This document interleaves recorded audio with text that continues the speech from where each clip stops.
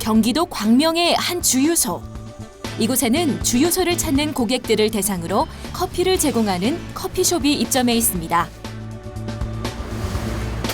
기름을 넣기 위해 찾은 운전자들에게 커피를 직접 배달해주는 시스템인데요. 올해 35살 김지원 사장이 3년 전 만든 회사입니다. 현재 4호점과 5호점을 준비할 만큼 꾸준히 성장해가고 있습니다.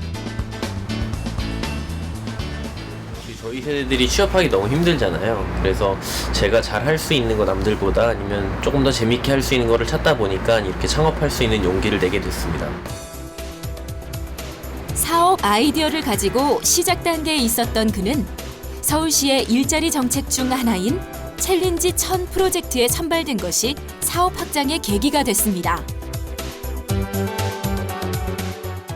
네, 처음에 사업 계획을 준비할 때는 공간이란 것도 굉장히 중요한데 일단 공간 지원부터 이제 사업의 초창기에 잘 모르잖아요. 그러면서 이제 이미 경험 많으신 창업가들한테 좋은 얘기를 들을 수 있는 그런 기회도 있었고 더욱더 이제 가장 중요했었던 것은 제가 사업을 하는 데 있어서 다양한 홍보 자원들을 연계해 주셨던 것 같습니다.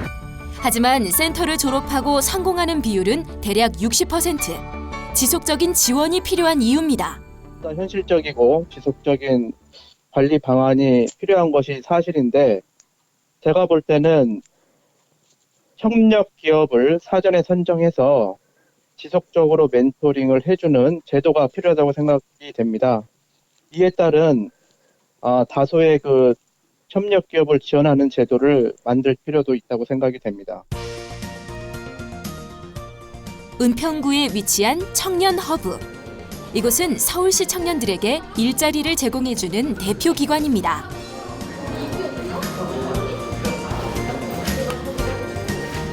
이곳에서 일하고 있는 직원 중에는 서울시의 일자리 만들기 사업 중 하나인 사회적 경제혁신 일자리를 통해 취업한 청년이 있는데요.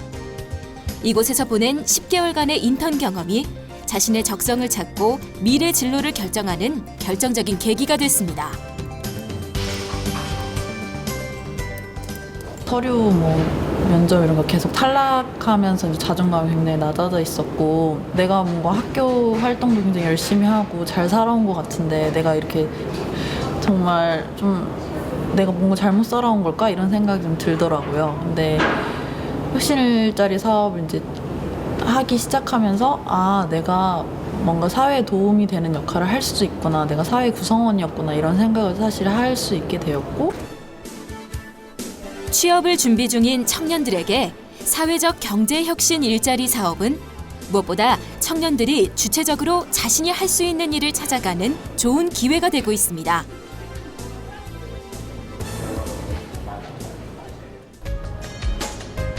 여의도의 국토정보공사. 이곳에는 올해 22살 장지연 씨가 일하고 있습니다. 전문대학에서 지적학을 전공한 그녀는 지난해 서울시 뉴딜 일자리 사업에 참여했습니다. 저는 뉴딜 일자리 사업을 학교에서 처음 알게 되었는데요.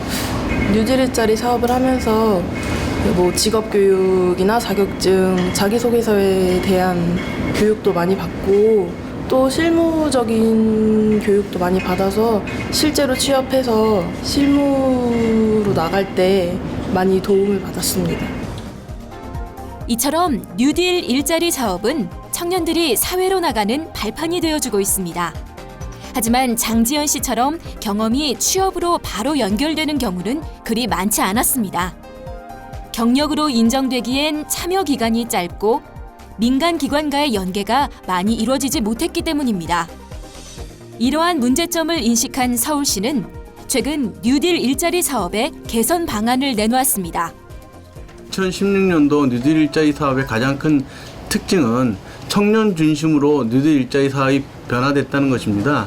저희 46개 사업 중에서 35개 사업은 청년들만 참여가 가능하고 사업에 따라서 필요한 경우에는 최대 23개월까지 참여 기간을 연장을 했고요. 본의 아니게 초과 근무를 하거나 주말에 일하는 경우도 있었는데 여태까지 그런 것에 대한 어떤 근거 규정이 없던 것을 보상휴가라고 해서 다른 날 쉴 수 있게 하는 그런 보상휴가 제도도 새로 신설됐습니다. 성공한 청년 창업은 또 다른 일자리를 낳습니다. 다양한 일 경험은 취업의 문턱을 낮춰줍니다. 기존 일자리는 한계가 있는 만큼 청년들에게 새로운 일자리를 만들어주려는 노력이 이루어져야 할 것입니다.